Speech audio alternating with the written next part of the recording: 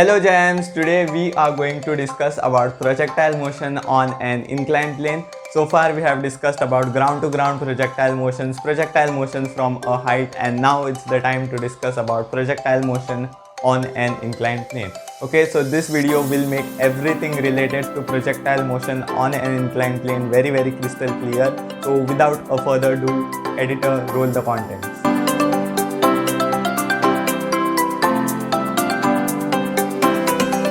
Okay, so let us begin with our discussion on projectile motion on an inclined plane. Now these terms are very self-explanatory, right? Projectile motion on an inclined plane just means projectile motion happening on an inclined plane. Okay, what is an inclined plane? An inclined plane is a plane which is inclined to a certain angle with respect to horizontal. Okay, theta. Suppose theta is any angle. You can see that this plane, this will be a plane, not just a line, that is a plane. That plane is inclined to angle theta with respect to the horizontal. So that is nothing but an inclined plane. And projectile on an inclined plane just means projectile motion happening over it. Okay, now there are two types of projectile motions that we are going to discuss today. One is up the incline. Okay, we are going to, either you can take a projectile and throw it up the incline, right? You can throw it up the incline, or the second way is to throw it down the incline. Okay, you can take the same projectile and throw it from the top to the down, either up the incline or either down the incline. Okay, so let us discuss each of this one by one in detail. Excuse me.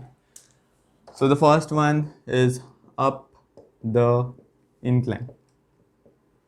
Okay, now projectile motion on an inclined plane is purely a play of concept. If you get the concept, it will be a cakewalk for you. Okay, so let's get it. So up the incline, we have our inclined plane over here. Okay, now this is the angle alpha. We'll choose the angle of inclination to be alpha, the angle that inclined plane makes with the horizontal. Okay, so alpha is angle of inclination or angle of the inclined plane. Okay, and we are going to throw our projectile up the incline with a initial velocity u and an angle theta with respect to the incline. Now we have changed the definition of that theta. In the previous classes wherein we considered ground to ground projectile motion, we used to say that theta is the angle of projection with respect to the horizontal or the ground. Now we have changed the definition. We are saying that theta is, of course, the angle of projection, but what is the change? It's with respect to the incline, right? Theta is angle with respect to the incline, angle of projection with respect to incline, or the angle that the initial velocity vector makes with the incline. Okay, so now what we'll do is we'll choose a different frame. Okay, we'll tilt our perspective. You can go on this inclined plane, you can imagine yourself to be standing here on that inclined plane. Now you have a tilted perspective, right? If you can feel it, okay, you can go that there on the on that inclined plane, and now you just have to reframe your x and y axis. Okay, now you are there on that inclined plane, inclined, tilted, right? Now what you'll do is treat this to be your y axis, right? The vertical from the incline will be your y axis, and the horizontal from the y will be your x axis. This is your y, this is your x. Now somebody who is seeing it from the ground will see it to be tilted. What am I doing? I'm just making, I'm on that incline, so I'm saying vertical from the incline is our y axis, and horizontal from our incline we have our x axis. Why am I doing this? Because this will make the discussion very simple. Okay, so y axis is nothing but, y-axis is a line which is perpendicular to incline. Okay, you can also refer to it that way. Okay, y-axis is perpendicular to incline and x-axis is along the incline. Okay, along the incline.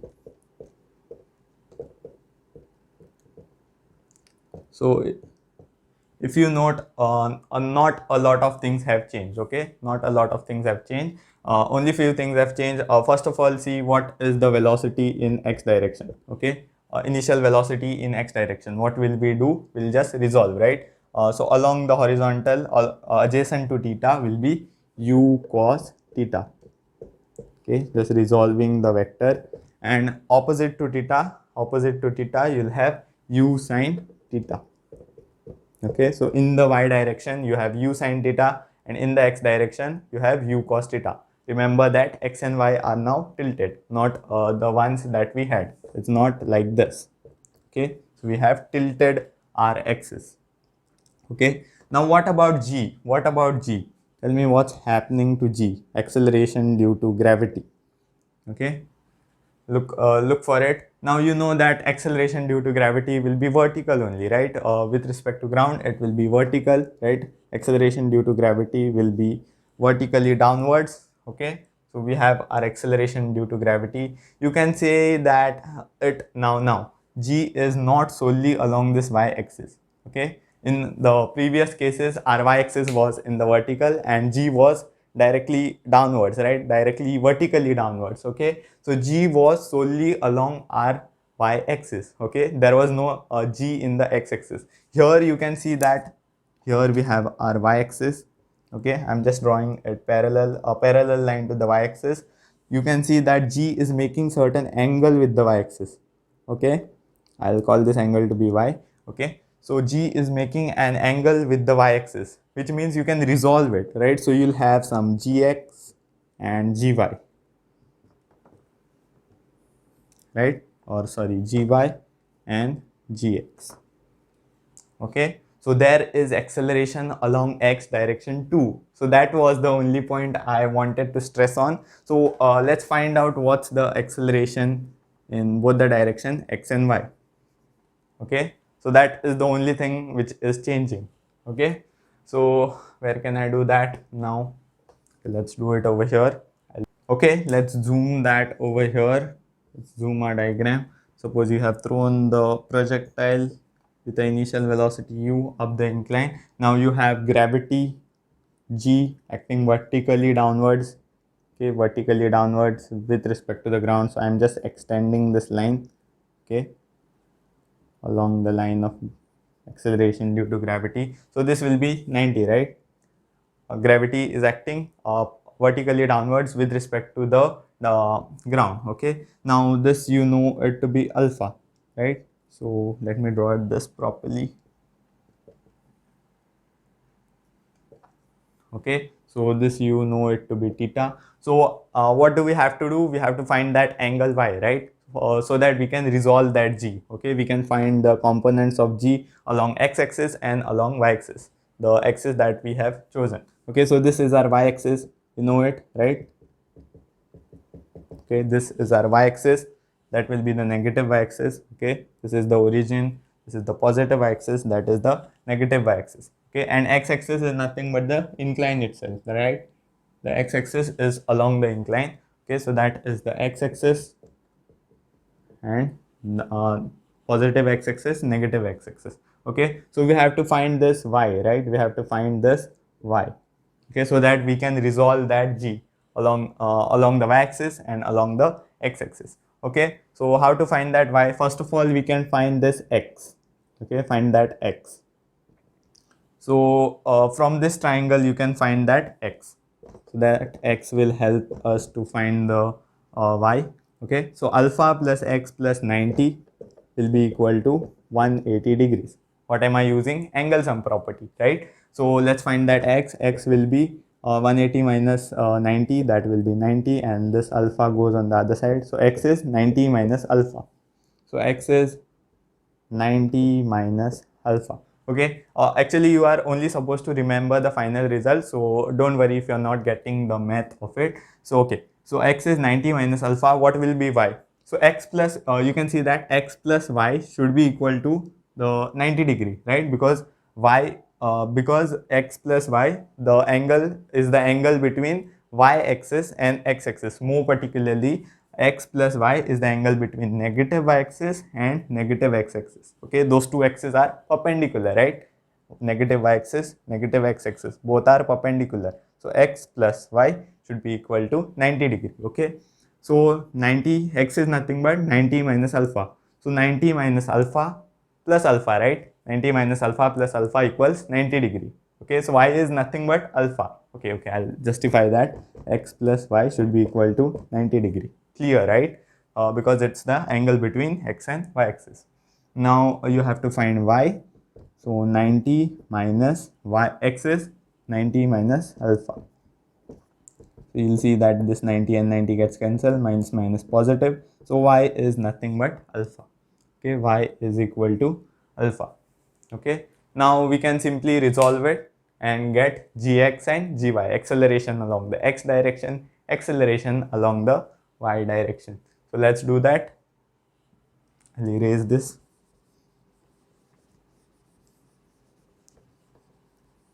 Okay, so we have g over here.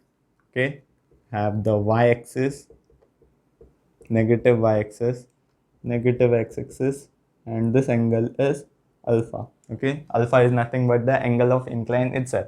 Okay, so you can directly remember that angle is alpha, or directly remember this result, that acceleration along the x direction or acceleration along the incline will be, if you resolve this, along the x-axis will have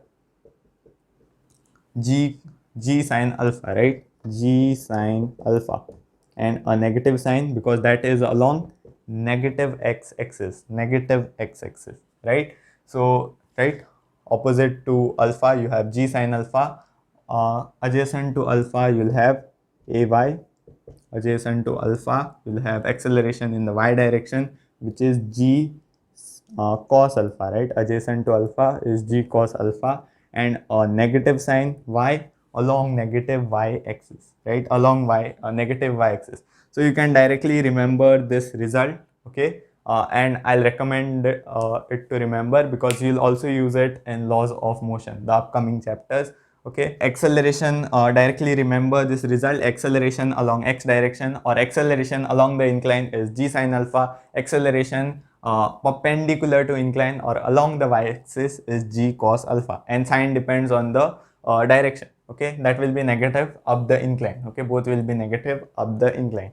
Okay, so you can note that idea down. That was the whole concept behind our projectile motion on an incline. Okay, now we'll just discuss the three terms. Okay, HRT, if you remember. Okay, that we also discussed in ground to ground projectile motions. So we'll see how the formulae change of H, R and T. Okay, you can note this down. Okay, so let us discuss about those terms now. H, R, T. This was the entire concept behind your projectile motion on an up the incline. Okay, let's just summarize everything that we learned in a go. So what we'll do is we'll just rotate the axis now. Instead of every time tilting our view and watching, this is the y-axis, this is the x-axis, we are just going to rotate that axis. Okay, just remember that you are on that incline. Okay, you are watching everything happening from that incline. You are there on that incline. Okay, so we are going to rotate our tilted perspective to the normal one. Okay, instead of saying this is our y-axis and x-axis, we are just going to rotate that. Okay, so here we'll have our y-axis and here we'll have our x-axis. Okay, we have just rotated it, and now we know that along the x-axis we have u cos theta, right? Ux was u cos theta. Along the y-axis you have u sin theta. Along the x-axis, which is along the incline, you have g sine alpha, and perpendicular to the incline you have g cos alpha. Now I'm not putting the sign because I'm showing the directions. Okay, so let's go for those terms now. Okay, so I'll only do h and t, then later we'll go to r special. So first let's find h max, or first let's find time. Okay, time of flight, right? T, time of flight. So time of flight on an incline, Okay, so let's find it out, and here we'll do for h max. Okay, so we can simply use Vy is equal to Uy plus Ay into t, right? So what we are going to do is we are just going to analyze half of the journey, right? Here we know that final velocity in y direction is 0, right? At the highest point, final velocity in the y direction will be 0, and because of that it does not go further up. That is the maximum height. So velocity in y is 0 at the highest point, okay, half the journey. So half the journey, that time we'll find and we'll multiply it by 2. Okay, this is the time of half the journey. So Vy is 0, right? Final velocity in y by half the journey at the time of half the journey is 0. Uy, initial velocity in y direction. Initial velocity in y direction is u sine theta. U sine theta. Okay. Initial acceleration in the y direction, we have g cos alpha minus g cos alpha along negative y-axis. So minus g cos alpha and into t. Okay, so let's find that t out. So we'll get u sine theta. Okay, we'll just shift that over here, and upon g cos alpha. Is this the time of flight? No, this is half the time, right? It's the time to reach the maximum height. We have to just multiply it by 2. We know that projectile motion is symmetric, so let's just multiply it by 2. Okay, so you can see that it's similar to what we discussed in projectile motions from ground to ground. Only difference is this cos alpha factor, right? When we discussed projectile motion, ground to ground projectile motion, the answer was 2u sin theta by g. Time of flight was 2u sin theta by g. So you just have an cos alpha factor in the denominator. I'll tell you the way how to remember this. One way is to remember that you have a cos alpha factor in the denominator. Here also you'll have it. I'll show you that. So here we are going to use Vy square is equal to Uy square plus 2Ay into Sy. Right? Now this Sy is nothing but, now we are again analyzing half the journey. So half the journey Sy, displacement in y, right? Half the journey the projectile has reached over here. So displacement in y, right? This is our y-axis. We have just rotated that. So this is our y-axis. Displacement in y is nothing but maximum height, right? So Sy is h maximum. Okay, and Vy we know it for half of the journey. When the projectile completes half of the journey, velocity in y is 0. So let's just plug in those values. 0 square 0, Uy, initial velocity in the y direction, u square sine square theta. So I have just u sine theta, right? So I have just squared that. 2 into Ay, acceleration in y, minus g cos alpha, and you have h max, okay, into, okay. Now let's when we solve this, we'll get h max equals u square sine square theta upon 2g cos alpha.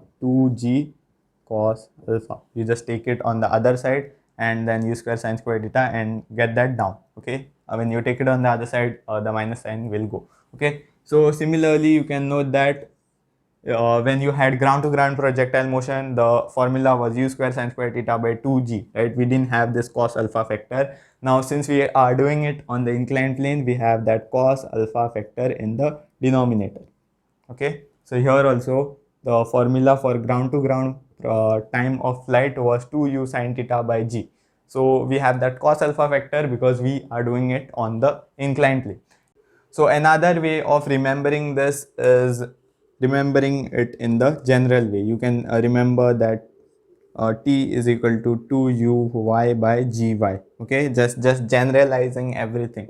Okay, you can see that 2uy is u sin theta, right? And gy is g cos alpha. In the y direction we have g cos alpha. Now one more thing, substitute only the magnitudes. Whenever you use this formula, substitute only magnitude. Why? Because we have already considered the conventions, right? We have considered g negative, okay, in the negative y direction. Okay, we have already considered the conventions. Okay, so you need not resubstitute it, only use the magnitude. Okay, coming back to the second way of remembering is to generalize it, right?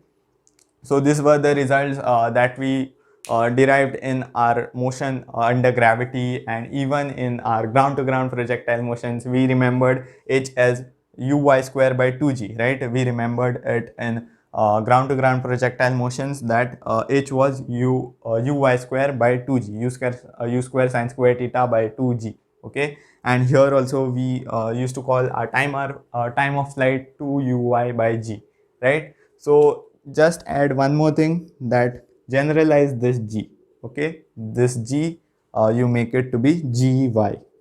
Okay, by doing this you are targeting three things. Okay, you can remember the formulae of motion under gravity, ground to ground projectile motions, and projectile motion on an incline just by adding that subscript. Removing this subscript makes it the formulae of projectile motion ground to ground. Removing this subscript makes it the results of motion under gravity. Okay, so that is the way to remember, or the simplest way you can remember is it's simply the same formula. 2u sine time of flight is 2u sine theta by g, and you have that cos alpha factor in the denominator. Okay, so those were the two ways to remember. Now let's go for the range. Now, how to go about the range? Range is the horizontal distance which will be covered by the projectile, right? Horizontal distance on the incline. So that has a very big formula actually, which is r equals 2u square sine theta upon g cos square alpha into cos alpha plus theta. That is a big one. Okay, a round of applause for me for by hatting it last night. Okay, so actually I'm not going to derive that. You are actually not supposed to remember it. So what to do when we have questions from range? Okay, how to go about it? Leave the question. Okay, no, don't dislike the video. I was just kidding. Okay, so what you have to do is use Sx is equal to ux into t plus half ax into t square. Actually you can use it in a general way. Okay, you can just substitute this values over here and you will reach this result, but you are not supposed to learn it. Okay, so don't learn. So we are directly going to apply this. Instead of learning that huge formula, we are just going to apply this. Okay, you'll get to know how it works in the question. Okay, just I'll mention one point and then we'll go to questions. On up the incline, down the incline is the same thing, only one minor difference will be there. Okay, the point is HRT, very kiddie point, but yeah, you should know it. HRT are all with respect to incline. Okay, very obvious, right?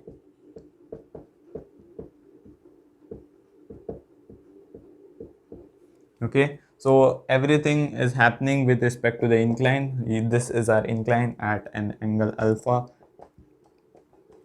and you have thrown a projectile. So this Hmax is nothing but the highest height achieved by the projectile in its journey with respect to the incline. Okay, it's with respect to the incline, not with respect to the ground. It's with respect to that incline. Okay, whatever the height the projectile has achieved with respect to the incline. Also that range will be this. Okay, this distance, which is also the distance on the incline, which is the distance with respect to the incline and not with respect to the ground, was obvious though. And also t will be the time of flight with respect to the incline. Just assume that you are sitting on that incline, you are there on that incline and watching the projectile motion happening. So everything of this h max, r and t are with respect to the incline. Okay, clear point, very kiddie point. Okay, let's go for questions now. The questions will be a cakewalk for you because you know the concept in detail. Okay, so the questions on up the incline will go to down the incline very soon. Okay, so here you have your inclined plane at an angle of 37 degrees with respect to the horizontal. On this you have thrown a projectile with a speed of 10 meters per second at an angle of 30 degrees with respect to the incline. So take g to be 10 10 meters per second square, and tell me what are the values of t, time of flight, h maximum, and the range with respect to the incline, of course. Okay, you can try it. I'll do it in 3 2 1. Okay, so quite simple, just use the formulas, right? T will be 2u sine theta by g cos alpha. Okay, so 2 into u into sine theta, sine of 30. Now don't confuse between theta and alpha. Theta is the angle of projection, right? Theta is the angle of projection, which is angle made by the initial velocity vector with the incline. Okay, incline. So you have 30 degrees, right? 30 degrees. So sine 30 is half, and you have g as 10, and cos alpha, cos of 37 degrees. I hope you know the triangle of 37 degrees. Opposite to 37 degrees you have 3, and 3 4 5, right? So 3 4 5, and opposite to 37 you have 3. Just remember that. So 3 by, okay, it will be 4 by 5. Okay, so 5 cancels. Okay, this 10 and 10 can get cancelled, that 2 and 2 can get cancelled, and 1 upon 4 by 5, which is 5 by 4, which is nothing but 1.25 second. Now let's go for h max, the maximum height. What is the formula? U square sine square theta by 2g cos alpha, right? U square sine square theta by 2g cos alpha factor.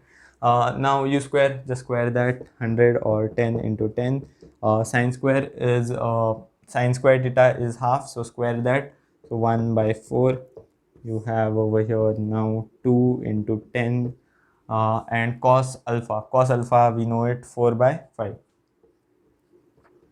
4 by 5. And now you can cancel this, and this will also get cancelled, 5. So 5 by 4 upon 4 by 5, that won't get cancelled. That will be 5 by 4 upon 4 by 5, that will be somewhat like this. So you'll get 25 by 16. Okay, so that will be you can calculate that. I'll multiply 5. Okay, so what I'll get is 125 upon 80, 125. I have multiplied 5 in the numerator and denominator, so I got this. So I'll do this division first. So 8 ones are 8, 45, 8 5s are 40, left with 5, 8, and then 0.6 are 48. Now it should be terminating 20, and yeah, so 5s are, so 15.625 on dividing by 8, and we have a 10 in the denominator, so just shift the decimal point. So the final height h max, whatever way you calculate it, should be 1.5625 meters. Okay, so that is the height, and this is the time period. Okay, t, 5 by 4 or 1.25. Now let's go for the range, because we don't have a formula for it now. Now we need to go by the approach, right?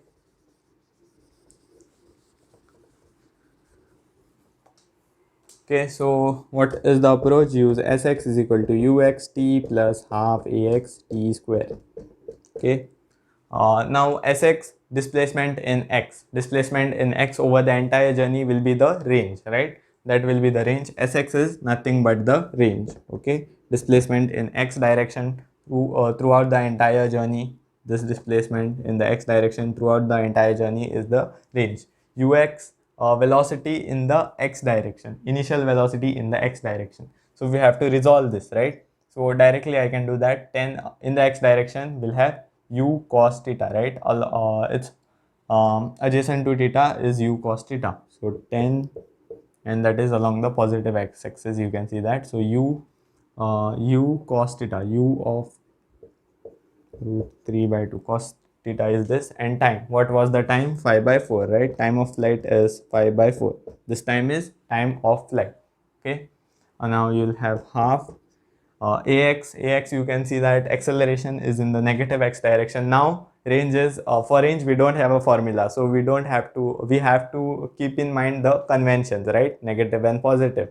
Those for t and h we have the formula, we already have substituted the conventions, so directly substitute magnitude. For r, keep in mind the conventions. Okay, now you can see that acceleration in the x was g sine alpha, right? G sine alpha.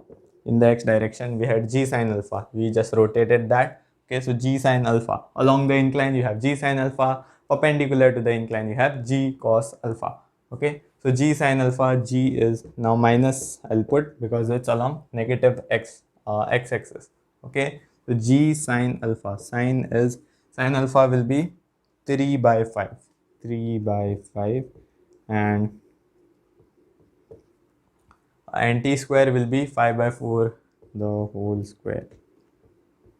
Okay, so actually you can solve this now, so you can cancel this out, so you'll get 25 root 3 by 4, and here you'll have half. This can get cancelled. Okay, 2 5s are 10, and that cancels with that, minus sign out. And you'll have 3 into 25 by 16, right? 3 into 25 by 16, so you can solve this. Okay, 25 by 4 I'll take common, and you'll be left with root 3 minus 3 by 4. Okay, root 3 is 1.732. You can substitute the values and tell me the final answer in the comment section. Okay, so let's go for the next question now. Let's discuss question 2, and then let's go to the concept of down the incline. Okay, projectile motion down the incline. So here is question 2.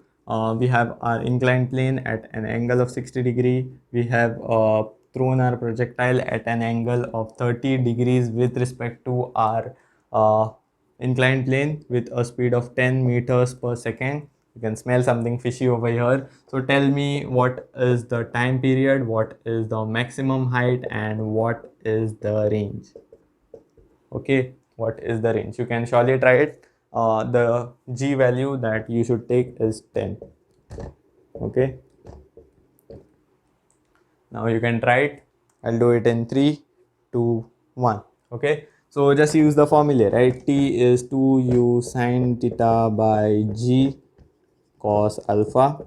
So 2 into u sine theta, sine of the angle of projection, sine 30 again, which is half. G is 10. Cos alpha, cos of this angle, right? Cos of 60 is half. Sine 30 cos 60 half. So this you can cancel.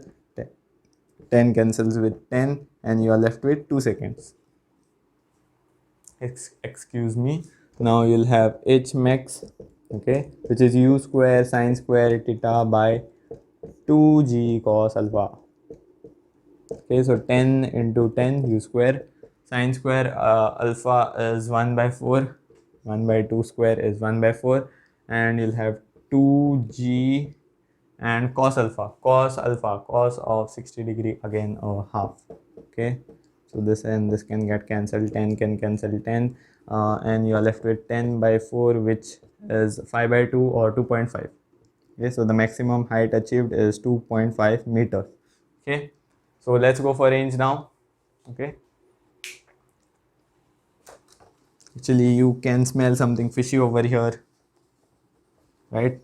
You can actually directly tell me the range. Okay, how can you do that? Okay, let's do it by the approach that we have. Sx is equal to uxt plus half axt square. Now remember that t was time of flight, which was 2 seconds, right? Now Sx is displacement in x, or the range. Ux is initial velocity along x direction. So 10 cos 30, again 10 cos 30 is 10 cos 30 is root 3 by 2. Okay, cos 30 is root 3 by 2. Okay, fine. Time will be 2, right? 2 seconds for the entire journey, plus half. What is the velocity, what is the ax, acceleration in x direction, minus g sine alpha, right? Minus g sine alpha. Okay, minus g along the incline, minus g sine alpha, along the incline, minus g sine alpha. G sine of alpha, sine of this, right? This is alpha, right? Sine of the angle of inclination, sine of alpha is again root 3 by 2, and t square is 2 square, you can say it as 4. So 2 2s are 4, minus 10 root 3, and you have over here plus 10 root 3. So that gives us that the range is 0. So the range is 0. Actually, that was very obvious, right? Now just step back for a moment and see what's happening from the ground. From the ground perspective, watch what's happening. You can see that I drew it a little bit crooked just to confuse you, but it was 60 plus 30, 60 plus 30, 90. So if you're watching it from the ground, it's something like the person is throwing the ball vertically upwards. Okay, the person is throwing the ball vertically upwards. If you're watching it from the ground, yes, he's throwing it vertically upwards. So what will happen in that case? The ball will go to the highest maximum height and come back to its initial position, right? When you throw something vertically upwards, it goes up and comes back to the same position. No horizontal distance covered. Range is 0, right? It was quite obvious from the ground. But person who is throwing it on the inclined plane, what will he feel? What will he or she feel is he has thrown that ball, he's now tilted, he's on that inclined plane, he has thrown that ball at 30 degrees and it comes back to him, right? For him, the motion will be like this, goes up and comes back to him. Okay, so is that weird? Is that weird? No. Okay, might seem weird, but it is the truth. Now you be there on the inclined plane and just feel it. Okay, now you are there on that inclined plane. Now I tell you, throw that ball in such a way, you have a ball with you, throw that ball in such a way that it comes back to you. Basically, I mean, make the range 0. So you are there on that inclined plane. Of course, you will not throw that ball this way, right? If you throw it vertically upward, you'll know it will land somewhere behind you, because there is acceleration in the x direction, right? So if you throw it vertically upwards, if you're there on that incline and you're throwing it vertical with respect to the incline, then the ball will fall somewhere behind you. But now if you throw it this way, you can imagine that if you throw it this way, there are chances that it might come back to you, right? So that was a conceptual one. And what is the maximum height in this case? It is this is the maximum height. Okay, he throws that ball, okay, and that is the maximum, and before coming back to him, the height that is achieved is the maximum height achieved by the projectile. So that was a good one. So of course, when you are on an incline, you throw a thing this way so that it comes back to you, and not this way. If you throw it this way, it will go behind you. Okay, so that was a conceptual one. Okay, let's discuss now projectile down the incline. Actually, it's very similar, only one change. Okay, down the incline. Okay, so here's the concept for it. Actually, very simple, only one minute change. Okay, so here we have alpha, our inclined plane, and we'll throw an projectile at an angle theta with respect to our incline. Okay, so you can just reframe your x and y axis. So we'll choose perpendicular to the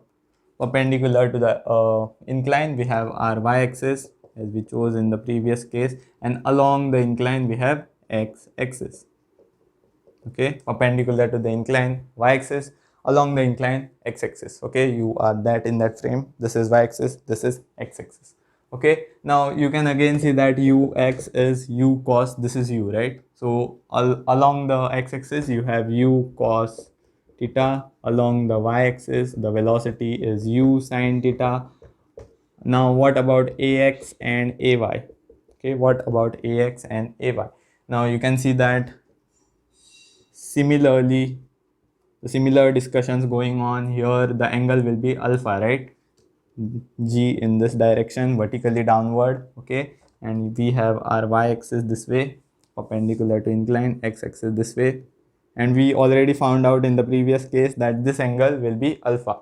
Here the angle between G and the y axis will be alpha. Okay, same as the angle of inclination. Okay, so now let's just resolve G. So here you'll have G cos alpha, right? Adjacent to alpha you have G cos alpha. Perpendicular to alpha, opposite to alpha, you'll have G sin alpha.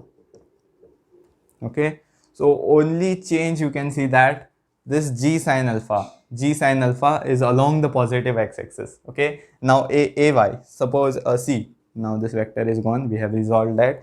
So g cos alpha is along negative y-axis, right? This is positive y-axis, this is negative y-axis. So so there is no change in the y direction, okay?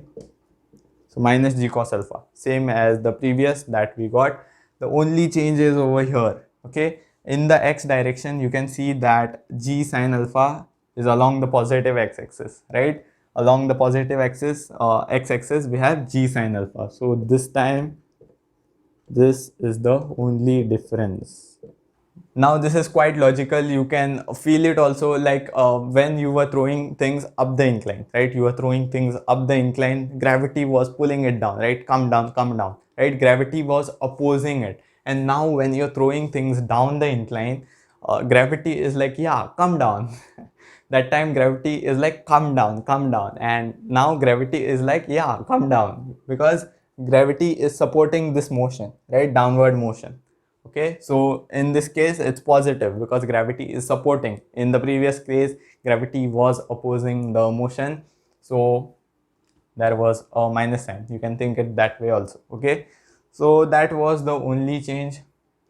Okay, so will that change a lot of things? You can see that in the y direction it's the same, the story is same, only changes over here, acceleration in the x direction. In the y direction nothing has changed. Okay, so will h max and t change? No, right? H max, the idea is that h max and t won't change. Why not? Because you can see that how did we derive h max? Using this formula, right? Vy square is equal to uy square plus 2ay into sy. Okay, has anything of this changed? No, right? There is no change in the y direction, only change is over here. That is the idea. So no change in the y direction. We derived h max considering the motion of the y direction, so that won't change. So h max formula same. One formula less. Okay, so t, what about t? T, how did we find t? Vy is equal to uy plus ay into t. This was the time for half journey, then we'll multiply it by 2. Okay, so only y direction, right? Y direction, nothing has changed. So one more less formula. Okay, so we need not by heart any formula from this section. And now what about range? Range, again you have the same thing.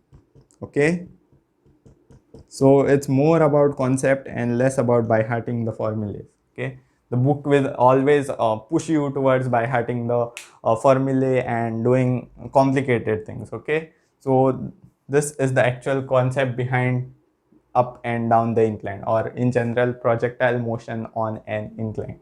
Okay, so it's very easy. Books tend to complicate it, so you can note that down. So this is nothing but range, right? And again everything is with respect to the incline. Okay, this is the h max, maximum height, this will be the range, this will be the range, and whatever time it takes to complete the projectile motion on that incline will be the time of flight. So you can note this down. Same thing, only difference is here. Okay, and nothing has changed in the formulas, in the terms. Okay, let's end the class with a question on down the incline. Okay, question 3, we have projectile motion down the incline thrown at a speed of 20 meters per second. The incline is at an angle of 45 degrees. Okay, so this will be also 45, right? You can see that the initial velocity vector is parallel to the ground, so this will be also 45. Okay, this is the transversal and these two are alternate angles. Okay, so that will be 45 too. Okay, so what is the question? Find h max, find t, and also find r. By the way, r down the incline also has a formula just like the huge one we had up the incline. Okay, I'm just showing you this because I had spent time by hearting this last night, so yeah, I should show you this. So 2u square sine theta, same as the previous one, upon g cos square alpha, only difference is cos theta minus alpha. So again, you are not supposed to remember this, just use sx is equal to uxt plus half axt square. Okay, go for this. Okay, I'll do it in 3 2 1. So take g as 10, calculations will be simpler. Okay, so let's go for h max. What is the formula for h max? U square sine square theta by 2g cos alpha, right? So u square, nothing has changed, right? In the y direction, h and t has not changed. R will of course change, but that for that we formula has changed, but our approach is still the same. Okay, and h and t absolutely not, no change. Okay, so u square, so 20 into 20 sine square theta. Theta is theta and alpha are same. Okay, so 45 degrees, sine of 45 degrees is 1 by root 2, so squaring that will get 1 by 2. Okay, and you'll have 2g, and cos alpha will be 1 by root 2 again. Now 20 cancels with 20, this can cancel with that, so you have 10 upon 1 by root 2, so 10 root 2. Okay, so the height is 10 root 2 meters. Let's go for the time. We have 2u sine theta by g cos alpha. Okay, so 2 into 20, u is 20, sine theta is 1 by root 2, and cos theta is also 1 by root 2, so that will get cancelled. So g is 10 and cos alpha is also 1 by root 2. This cancels out, this cancels. So the time is 4 seconds. Okay, let's go for the range now. Quite simple, direct application of formula. Let's go for the range. Remember that time was 4 seconds. Time of flight was 4 seconds. Okay, so what to use? Sx is equal to uxt plus half axt square. Okay, Sx is nothing but range. Ux, acceleration, velocity in the x direction. Initial velocity in the x direction. So, which will be u cos 45. U cos 45, right? Along the incline it will be. So, in the x direction, right? In this direction. And it's positive, right? U cos alpha. And this will be u sin alpha, which we are not worried about. So, u cos alpha.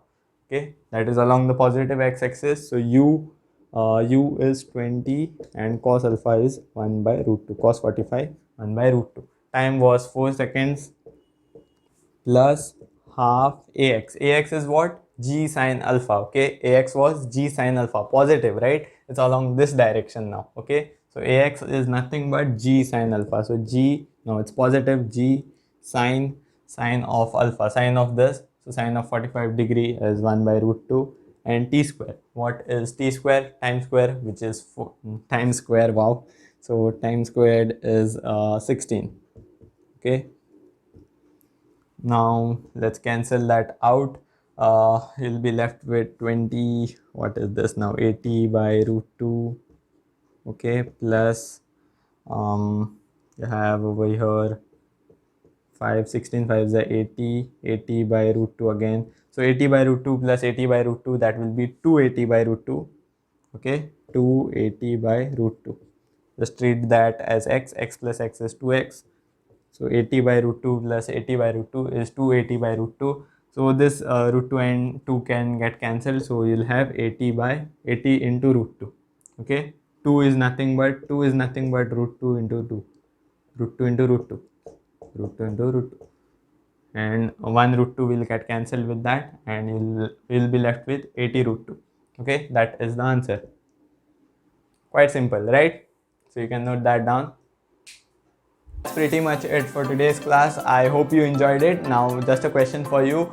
If the inclination angle of an inclined plane is 60 degrees, at what angle down the incline should you throw a projectile so that it comes back to you? Similar to the question that we had up the incline, the second question. Okay, you threw a projectile up the incline, it came back to you. Now similar question, down the incline, at what angle? So the inclination angle of the inclined plane is 60 degree, and at what angle should you throw a projectile so that it comes back to you? You can do it by pure imagination. Okay, do give it a humble try in the comment section. The correct ones will receive a heart from me. Okay, with that being said, let's wind up for today's class. Keep enjoying physics.